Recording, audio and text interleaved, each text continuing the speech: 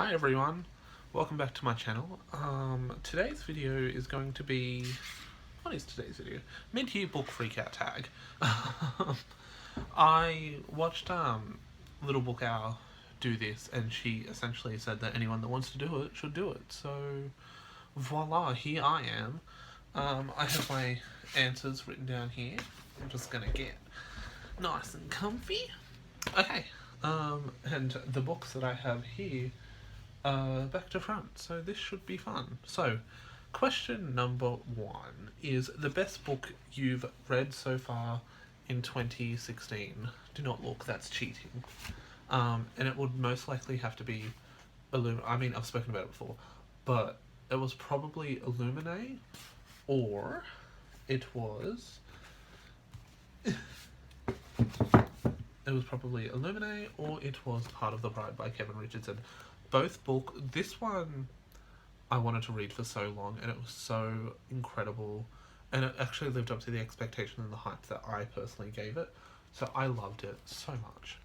But this one surprised me because I don't do sci-fi, and I was just entranced by it. So both of those would be the best books that I've read for 2016. Question 2. The best sequel you've read. I actually haven't read any kind of series to be able to comment on a sequel apart from Animorphs, and I don't have a physical copy of the book here. I have the ebook, but it would I can't even tell you which one because I read them really quickly. Like, I'll read 3 in a day, and there's 50 odd books, so I can't really comment, but one of those would have to be it. Okay, number 3. New release you haven't read yet but want to. I spoke about it in one of my other videos, Nevernight by Jay Kristoff. I've started it, but I've gotten next to nowhere through it. And I actually really want to get this done, especially before kind of semester studies kind of pick up and get a little more intense. So, Nevernight. What are we up to? Number 4. Again, I don't have this book here, but most anticipated release for the second half of the year, it has to be 100% Small Great Things by Jodi Picoult. I've been waiting for this book for since I knew it was being created, really, which has been at least a year, if not longer. No, yeah, probably a year and a half, if not longer, but I'm so excited for it.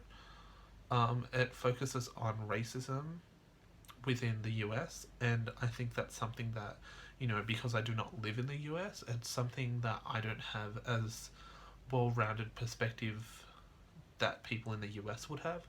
So I'm really eager to kind of explore that kind of social issue, and not within an Australian context. Number 5. Biggest disappointment, hands down, 100%, this piece of shit. The Passage by Justin Cronin. I bought it years ago. I started reading it 2013. I got a good 300 pages in and I loved it. And then I stopped because I didn't know why. And then I picked it back up just a few weeks ago and I tried to like it again. I really tried, and and I have the second book and the third book in this trilogy, and I was super pumped about it. I was meant to go meet him at the end of the month. I was like, yes, I'm really excited. But it was just so bad. Like, I could not finish it. I put it down because I'm like, there are so many books I want to read. I'm not going to waste my time reading, a good, 1,000 or more pages of this and the other 2 books. Don't have time. Thank God that didn't fall off. Okay, next book. Number 6, Biggest Surprise. I would say that was What I Know for Sure by Oprah Winfrey. I loved it. It was like a spiritual kind of understanding, and I'm a huge fan of Oprah and cannot wait for her memoir next year, if not the year after. But no, I really liked it. I admire Oprah Winfrey a lot.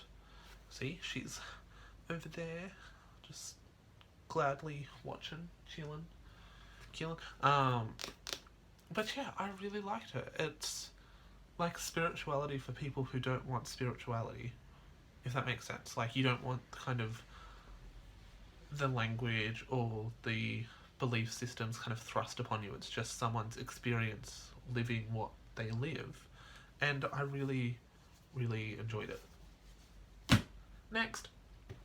So, what are we up to? Question number 7.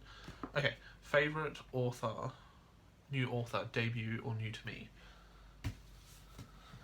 This bitch.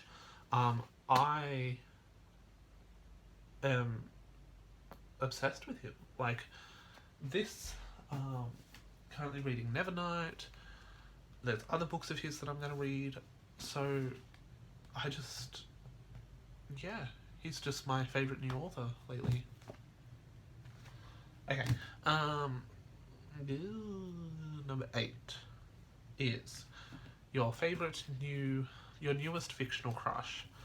It's from Death Note, and I'm gonna find you a photo of him because he is adorable. Wait. No, not that one. No. There. L from Death Note. He's so adorably cute and intelligent and cute and I love him so much. And he's just hilarious. Okay. Moving on. I have it written down over there. Newest favourite character. We're going back to it again. Katie from Illuminate. She's so kick-ass. And I love that when I got the book signed by Jay Kristoff, he says, fight like a girl. And it's so true because she is the biggest kick-ass, female character that I've read in a very long time. Like, there's Katniss and there's Triss and blah, blah, blah. But, like, she's pretty up there. She's so kind of altruistic and so willing to sacrifice who she is. And she's just so incredible as a character. Okay, next. I'm trying to keep it short. Number 10, book that made you cry. This would have to be a book that I was actually reading for work. It was The Lost Children. And it basically is 13 stories told of Aboriginal children or Aboriginal adults recounting when they were taken away as children as part of the stolen generation. And it talked about, them reconciling with their family after 40 odd years or 30 odd years, and it was just, it really kind of struck home, that book, because in my family we've experienced a very similar thing. And reading it, it's kind of like listening to my family's past as well as the potential future. So it was very kind of heartbreaking and sad to read, but very kind of cathartic at the same time. Okay, next. On a happier note, a book that made you happy. The Diary of a Mad Diva by Joan Rivers. Admittedly, this took me a while to read because, like, it just got so... You just wanted it to end. But it was hilarious at the same time, Just... It's not often that I read books that I actually laugh, like, out loud with, but this was one of them. Because her humour was so, like, on top and, like, just crass, and she just didn't give a shit. And it's hilarious, because she can take the piss out of anything, literally anything, from, terrorism to Guantanamo Bay. And it's not done maliciously. Or at least, not as maliciously as it could be done. But yeah, that was definitely a book that made me happy, even though what probably made me happiest was when I finished the damn thing. Next is most beautiful book you've bought so far this year or received. Gemina, the ARC copy that I got from Little Book Hour Kaz. I love it so much better than Illuminate, because it's blue. And Illuminate's orange. No offense, but, like, whatever. I haven't read this yet. I'm kind of satiating just having it, to be honest.